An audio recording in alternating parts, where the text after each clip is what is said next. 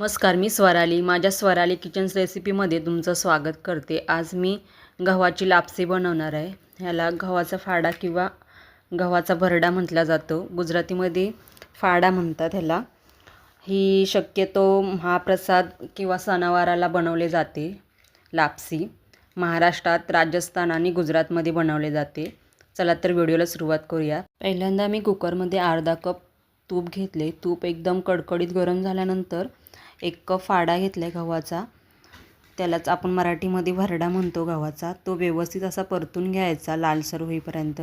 त्याच्यानंतर तुमच्या आवडीनुसार ड्रायफ्रूट घालू शकता. मी बदाम आणि काजू घातले. ते सुद्धा व्यवस्थित असे परतून घ्यायचं.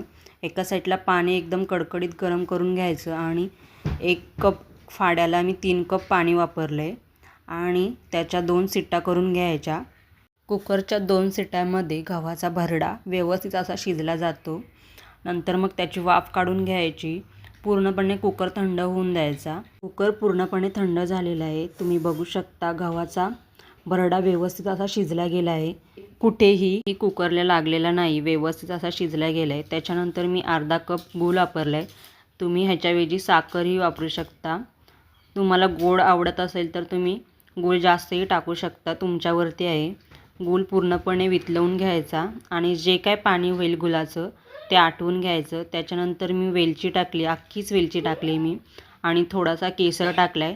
तुम्ही केसर स्किपसुद्धा करू शकता, तुमच्यावरती आहे. तुम्ही ही लापसी कढईमध्ये सुद्धा बनवू शकता.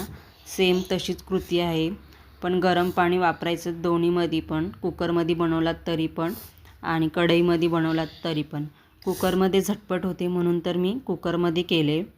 तुम्ही कढईमध्ये पण बनवले तरी चालेल. तुम्हाला आजची रेसिपी कशी वाटली हे नक्की कमेंट करून सांगा. रेसिपी आवडल्यास लाईक करा, शेअर करा, कमेंट करा आणि सबस्क्राईब करायला विसरू नका. भेटूया नेक्स्ट व्हिडिओमध्ये. तोपर्यंत बाय बाय, सी यू. स्वतःची काळजी घ्या.